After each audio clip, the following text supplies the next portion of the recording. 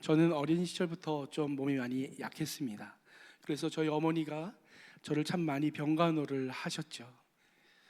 그러던 어느 날 어머니가 좀 아프게 되셔서 병원에 입원하시는 일이 생겼습니다. 검사도 하고 또 아픈 부분을 찾아서 치료도 할 겸 명지대학병원에 입원하셨습니다. 그때가 제가 막 사역을 이제 시작할 때쯤이어서 속으로 이런 생각을 했습니다. 내가 어머니의 은혜를 드디어 보답할 때가 왔구나. 내가 입원하고 아플 때마다 어머니가 옆에서 나를 간호해 주셨는데 이제 내가 돈도 좀 있고 시간도 있고 또 어머니를 간호해 드리면서 내가 어머니한테 그 맛있는 것도 사드리고 그 은혜를 갚아야 되겠다, 이렇게 속으로 생각했습니다. 그리고 병원에서 어머니와 함께 간호하며 지내면서 어머니에게 여쭈었습니다. 엄마, 뭐 먹고 싶은 거 없어요? 어떤 고기 드시고 싶어요? 고기 사드리고 싶은데. 그렇게 여쭤봤더니 어머니가 이렇게 얘기하시더라고요. 형규야, 엄마 이가 안 좋아서 고기 못 먹어. 저는 그때야 어머니가 이가 안 좋았다는 사실을 알았습니다. 그러니까 이제는 사드릴 수 있는 시간도 있고 마음도 있고 적지만 물질도 있는데 어머니는 드실 수 없는 형편이 되신 것이죠. 늦어버린 겁니다. 결국 어머니는 그때 암 판정을 받으시고 투병하시다가 암으로 돌아가셨어요. 마지막 임종 때 어머니가 형규야, 찬양을 계속 불러다오 그러셔서 어머니 교회에 대고 계속 찬양을 드리고, 그렇게 어머니는 호흡이 잦아지시다가 주무시듯이 하나님 나라에 가셨습니다. 장례식을 할 때는 너무 정신없고 그래서인지 눈물이 한 방울도 나오지 않았습니다.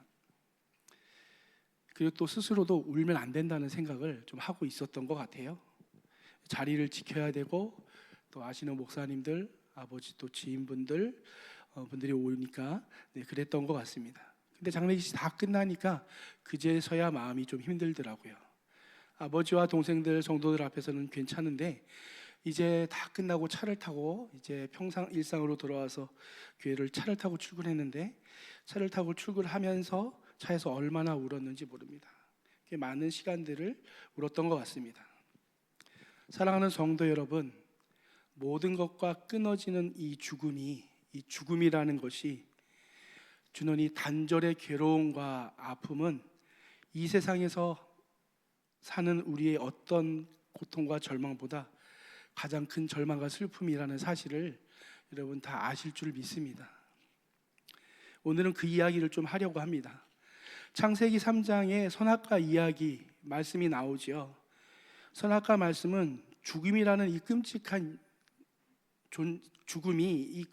죽음이라는 것이 어떤 이유로 발생되어 나타나게 되었는지를 3장에서 출애굽기 3장에서 우리에게 가르쳐 줍니다. 그리고 오늘 본문 5장에 가서는 그렇게 발생된 끔찍한 죽음이 이제 시작되었을 뿐만 아니라 계속 반복되는 것들을 우리에게 보여주고 있죠. 5장 1절에서 말했듯이 이것은 아담의 계보다라고 시작을 하죠. 여러분, 계보는 족보를 의미합니다. 오늘 성경은 아담의 계보를 하나님으로부터 시작하는 것을 볼 수 있습니다. 이렇게 적혀 있죠. 이것은 아담의 계보를 적은 책이라 하나님이 사람을 창조하실 때, 이렇게 시작하잖아요. 그러니까 아담이 났지만 제일 먼저 사실 아담의 족보는 하나님이 그를 지으심으로 시작했기에 아담의 계보지만 하나님이 그를 지음으로 시작하는 것을 우리에게 보여주고 있죠. 하나님이 사람을 창조하시는 것부터 아담으로 계보가 시작되는 것입니다. 하나님으로부터 아담의 계보가 이렇게 시작되죠. 그런데 하나님으로부터 시작된 아담의 계보, 얼마나 영광스럽습니까? 하나님으로부터 시작되었다는 것이. 그런데 오늘 본문 말씀을 가만히 이렇게 보면 1절과 2절 그리고 3절에 1절과 2절과 2절과 3절이 서로 뉘앙스가 다르고 대조되는 것을 우리가 좀 느낄 수가 있어요. 5장 1절부터 3절을 제가 한번 봉독해 올려드리겠습니다. 이것은 아담의 계보를 적은 책이니라 하나님이 사람을 창조하실 때에 하나님의 모양대로 지으시되 남자와 여자를 창조하셨고 그들을 창조하던 날에 하나님이 그들에게 복을 주시고 그들의 이름을 사람이라 일컬으셨더라. 3절, 아담이 130세에 자기의 모양 곧 자기의 형상과 같은 아들을 낳아 이름을 셋이라 하였고, 여러분 1절을 보면 하나님이 사람을 창조하실 때 누구의 모양으로 창조했다고 지금 말씀하시냐면 하나님의 모양으로 지으셨다고 이야기를 하죠. 근데 이제 3절에 가면은 이렇게 합니다. 아담이 130세에 하나님의 모양이 아니라 자기의 모양이라고 나와 있죠. 자기의 모양과 자기의 형상과 같은 아들을 낳았더라. 그 이름이 셋이다. 여러분 1절과 2절은 하나님이 사람을 지으셨을 때 그때는 죄가 들어오기 전입니다. 근데 지금 3절 아담이 이 셋을 낳을 때는 죄가 들어온 이후의 모습을 보여주고 있는 거예요. 그 차이가 무엇이냐면 죄가 들어오기 전에는 하나님이 사람을 하나님의 형상과 하나님의 모양으로 만들었는데 죄가 들어오자 아담이 자식을 낳았는데 하나님의 형상이 아니라 자기 형상과 자기의 모양으로 아들을 낳았다고 이야기를 해주고 있죠. 하나님의 형상이 빠지고 아담의 형상, 자기 형상이 들어간 겁니다. 아담은 하나님의 형상을 가진 아담이 아니죠. 이제 그는 하나님의 형상을 잃어버린 죄인이 되어버린 아담의 형상이 되어버린 사람입니다. 하나님의 형상이 아닌 이제 그에게는 죄인된 자신의 형상을 닮아서 자식을 낳았는데 죄인된 자신의 모습을 닮은 자녀를 낳게 되었다는 것이죠. 분명히 아담의 계보가 하나님으로부터 시작되었지만 3절에 이르러서는 심각하게 훼손되어 변화되는 모습들을 우리에게 보여줍니다. 결국 그렇게 태어난 아담의 후손의 인류들은 어떤 모습일까요? 5절부터 그 비극이 이제 시작되었을 뿐만 아니라 계속 반복된다는 것을 보여주는데 낳고 죽었더라가 계속 반복되는 말로 우리에게 보여주고 있는 것이죠. 낳고 죽는 게 무엇일까요? 아담이 죄인 되었기 때문에 죄인된 자기가 똑같은 죄인을 낳게 되었다는 이야기고, 아담의 후손은 죄를 가지고 태어나기에 그 결말은 모든 죄인에게 주어지는 죽음으로 끝난다는 것을 오늘 5장의 말씀들은 계속 반복적으로 우리에게 보여주고 있는 것이죠. 하나님의 형상이 아닌 자기 형상, 아담의 형상대로 태어난 사람들에게 창세기 앞과는 전혀 다른 낳고 죽는 일들이 반복되는 것을 우리에게 성경은 보여주고 있는 것입니다. 아무리 오래 살아도 여러분 결국 죄인은 죽습니다. 여러분 가난이 인생의 비극이 아니에요. 사업 실패가 인생의 비극이 아닙니다. 우리의 진짜 인생의 비극은 죽음이라는 것이죠. 제가 오늘 이렇게 긴 구절을 같이 읽은 이유는 낳고 죽었다는 이 말을 계속 반복해 오늘 읽어가면서 본문에서 말씀하는 그 죽음의 의미를 다시 한번 같이 기억해 보기를 원해서였습니다. 5장에서 반복되는 계속 낳고 죽었다는 그 일들 가운데 여러분 혜성처럼 그 일을 비껴가는 한 사람이 등장하죠. 누굴까요? 21절에 등장하는 에녹입니다. 21절부터 24절까지가 에녹에 대한 이야기죠. 에녹은 65세에 무드셀라를 낳았고 무드셀라를 낳은 후에 300년을 하나님과 동행하며 자녀들을 낳았으므로 그는 365세를 살았더라. 에녹이 하나님과 동행하더니 하나님이 그를 데려가심으로 세상에 있지 아니하더라. 여러분 하나님과 무려 300년을 동행했다라고 이야기합니다. 다른 사람들은 낳고 죽었다가 전부인데 여러분 여기에 에녹은 마치 강조해 보여듯이 그에게는 더 많은 절이 할애되어 쓰여져 있어요. 하나님과 동행했다는 말들이 들어가 있죠. 그러나 다른 사람들의 말과 같이 그가 무엇을 했다는 이야기는 없습니다. 그도 다른 사람과 동일하게 자녀를 낳았다는 이야기들은 나오지만 무엇을 하여서 하나님과 동행했는지는 나와 있지 않죠. 저는 그런 의미를 이렇게 생각합니다. 하나님과의 동행, 그는 일상 속에서 하나님과의 동행을 사는 것은 아닐까라고 생각해 보는 것이죠. 특별히 무엇을 하는 게 아니라 삶들 가운데 하나님과 동행하는 삶을 살았다는 것이죠.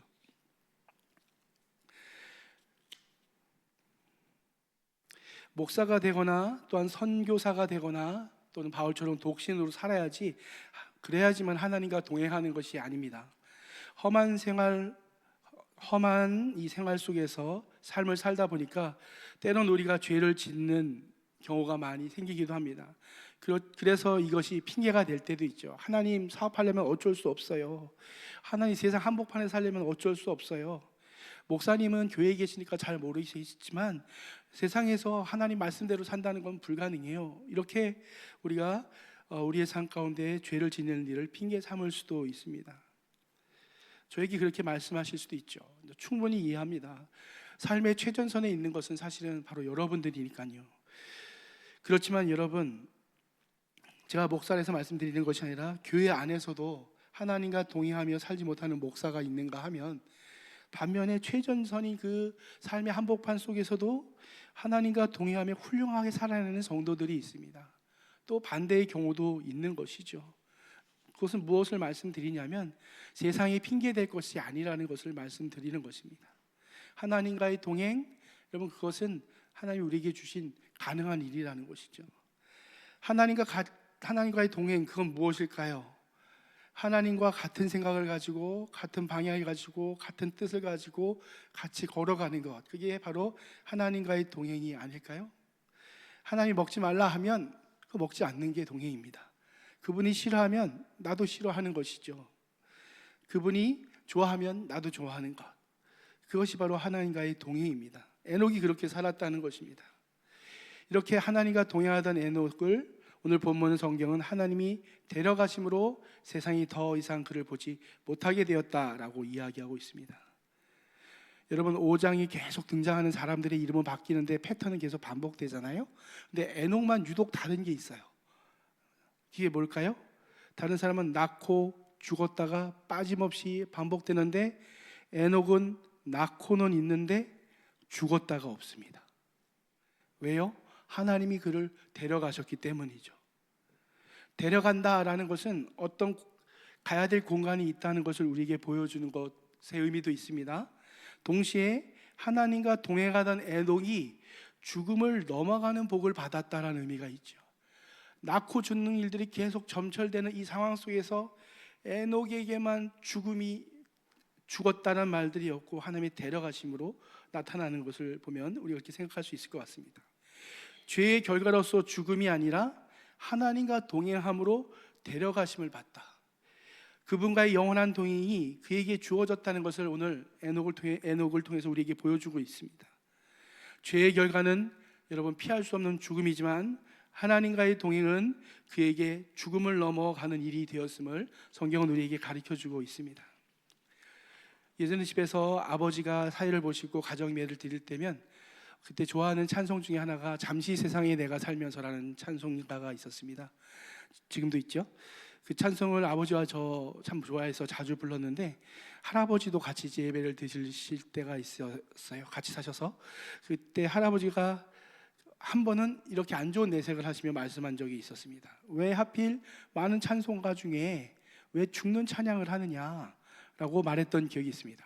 잠시 세상에 내가 살면서 이렇게 찬양 자체가 내가 빨리 하나님 나라 가고 싶다 이런 찬양이니까 할아버지 듣기에는 왜 빨리 죽는다는 이야기하는 찬양을 하느냐 이렇게 말씀하셨던 것을 기억합니다. 여러분, 죽음을 기대하기는 쉽지 않을 겁니다. 죽음을 사모한다는 것은 쉬운 일이 아니죠. 믿음이 좋은 분들은 그럴 수 있겠죠. 그러나 그렇게 쉬운 일들은 아닙니다. 왠지 죽음, 그러면 거부감이 느껴지죠. 그런데 여러분, 데려가심은 좀 기대해 볼 만하지 않습니까? 하나님이 데려가신다. 죽는다가 아니라 하나님이 데려가신다. 이건 참으로 기대해 볼 만한 단어가 되는 것 같습니다. 믿음으로 사는 우리는 세상에서 하나님과 동행하고 그 삶이 끝날 때 죽음으로 끝나는 것이 아니라 하나님의 데려가심으로 하나님과 영원한 동행 가운데 들어가게 될 줄을 믿습니다. 그래서 성경도 성도의 죽음을 죽었다고 하지 않고 잔다라고 표현하는 표현들을 신약에서 많이 보게 되죠. 여러분, 얼마나 멋있는 말입니까? 여러분, 이렇게 죽는 것으로 죽음을 받아들이고 하나님의 데려가심으로 받아들이며 사모하는 마음으로 살아가는 삶이 얼마나 담대하고 멋있을 수 있을까요? 사랑하는 사람과의 동행은 여러분 너무너무 기쁘지요. 여러분, 연애 때를 한번 생각해 보십시오. 연애할 때 우리가 사랑하는 사람과 같이 있는 것만으로도 얼마나 행복했습니까? 그 잠깐의 같이 있는 시간을 위해 같이 함께하기 위해서 얼마나 피곤한 시간들을 다 마다하고 이겨내고 그 짧은 시간을 내서 함께했던 기억들이 여러분 다 있지 않습니까? 그렇다면 제가 오늘 말씀을 통해서 내리는 결론은 결국 우리가 하나님과 동행하라는 말씀이라는 것을 우리가 기억해야 됩니다. 동행한다고 해서 뭘 하라는 것이 아닙니다. 왜냐하면 하나님과의 동행은 우리가 무엇을 하는 조건으로 주어지는 것이 아니라 하나님이 우리와 동행해 주시기 때문에 가능한 것이죠. 오늘 이 일을 위해서 하나님은 당신의 독생자 예수 그리스도를 우리에게 보내주셨습니다. 성경은 이렇게 말합니다. 마태복음 1장 23절을 보니까 제가 읽어드리겠습니다. 처녀가 잉태하여 아들을 낳을 것이요 그 이름을 임마누엘이라 하리라 하셨으니 이를 번역한즉 하나님이 우리와 함께 계시다 함이라. 이름이 무엇일까요? 여러분, 여기 성경에서 이름은 단지 호칭을 의미하지 않습니다. 그 사람의 정체성을 얘기하고 그의 성격, 성품, 또 사명을 이야기해 줍니다. 하나님이 우리와 동행하기 위해서 성자 하나님이신 예수님을 이 땅에 보내주셨는데 그 이름이 임마누엘이라고 이야기하죠. 임마누엘은 하나님이 우리와 함께 하신다는 뜻입니다. 예수님이 이 땅에 오신 이유가 바로 그것이라는 것이죠. 동행하기 위해서 이 땅에 오셨다는 것입니다. 사도 요한은 자기 복음서에 이렇게 썼어요. 말씀이 육신이 되어 우리 가운데 거하심에 우리가 그의 영광을 보니 아버지 독생자의 영광이요 은혜와 진리가 충만하더라. 말씀이 육신이 되어 우리 가운데 거하심에, 여기서 거한다는 것은 원어로 찾아보면 장막친다 라는 의미를 가지고 있습니다. 장막친다 하면 그럼 구약 광야 시대의 이스라엘 백성 그 시대가 생각나지 않으시나요? 하나님이 이스라엘 백성을 구원하시고 시내산에 모시죠. 하나님의 영광이 먼저 어디 임하냐면 시내산 꼭대기에 임합니다. 시내산 꼭대기에 하나님이 임재하셨다는 그 현상이 무엇이냐면 구름이 가득하고 안개가 자욱하고 지진이 나고 불이 나는 모습들을 보여주죠. 이것은 하나님의 임재를 보여주는 현상입니다. 하나님이 여기 임재하셨다는 것을 이스라엘 사람들에게 보여주기 위해서 하나님이 그렇게 하신 것이죠. 그런데 그렇게 시내산 가운데 있었던 하나님의 임재가 이제 출애굽기가 끝날 때 성막을 다 만들고 나서 그 하나님의 임재의 영광이 옮겨갑니다. 어디로 옮겨가냐면 시내산 꼭대기에서 성막으로 옮겨갑니다. 출애굽기 40장 보면 이렇게 쓰여져 있어요. 구름이 회막에 덮이고 여호와의 영광이 성막에 충만하니. 회막이 바로 그 성막이죠. 출애굽기에 있던 그 회막의 영광이 하나님의 시내산 꼭대기에 있던 하나님의 영광이 지금 회막으로 덮이고 하나님의 영광이 성막에 충만했다. 지금 하나님의 임재가 이곳에 오셨다는 것을 보여주고 있는 것이죠. 시내산에 있던 하나님의 영광이 성막으로 옮겨가는 것이죠. 왜 옮겨갔을까요? 그것은 하나님이 광야에서 이스라엘 백성과 함께 가시기 위함을, 함께 하심을 보여주기 위해서 옮겨가신 것을 우리에게 보여주는 것이죠. 그래서 장막 가운데 성막이 지나갈 때 구름기둥과 불기둥이 나오면서 하나님의 임재하심을 보여주며 그들의 길을 인도해 가시는 것을 우리는 성경을 통해서 볼 수 있습니다. 그러니까 말씀이 육신이 되어 우리 가운데 오셨다는 사도 요한의 말은 하나님이 육신이 되어 우리 가운데 지금 거하기 위해서 임재의 장막을 피셨다는 것이죠. 그 하나님이 바로 예수님이라는 것을 이야기해 주는 것입니다. 예수께서 우리와 함께 거하기 위해서 이 땅에 내려오신 하나님이라는 것을 사도 요한은 이야기하는 것이죠.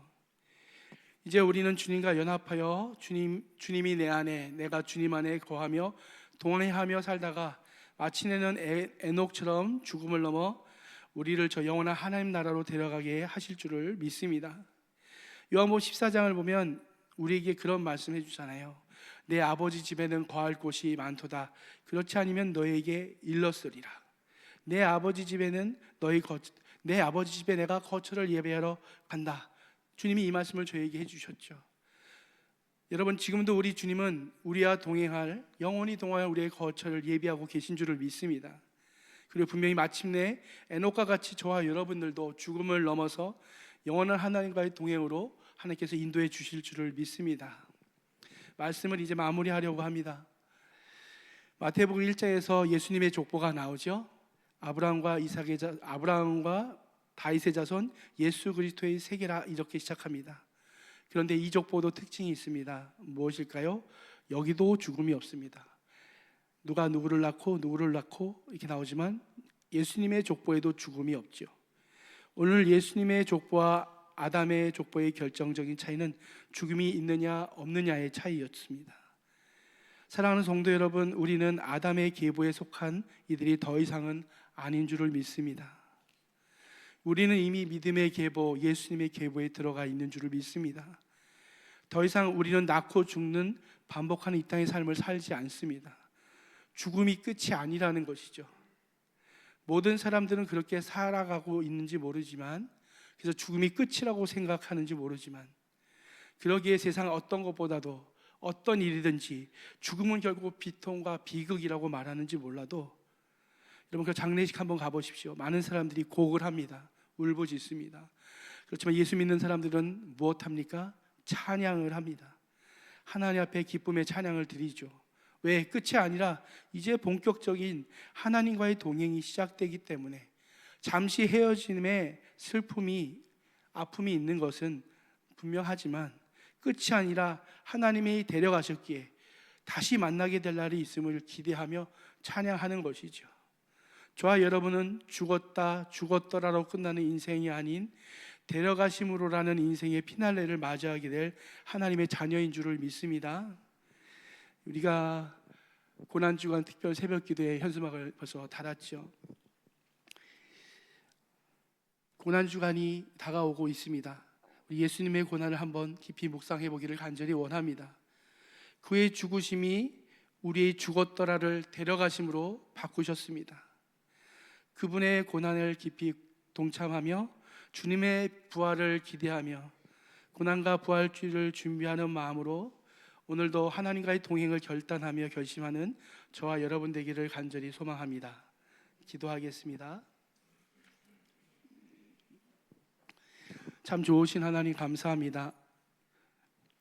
낳고 죽고를 반복하는 이 인생 속에서 죽음을 넘어 영원한 하나님 나라의 동행으로 우리를 이끄시는 하나님 아버지, 모든 사람이 죽음을 비극이라고 말하지만 죽음 한복판 속에서 영원한 하나님 나라를 찬양하는 하나님의 백성 삼아주셨음을 감사합니다.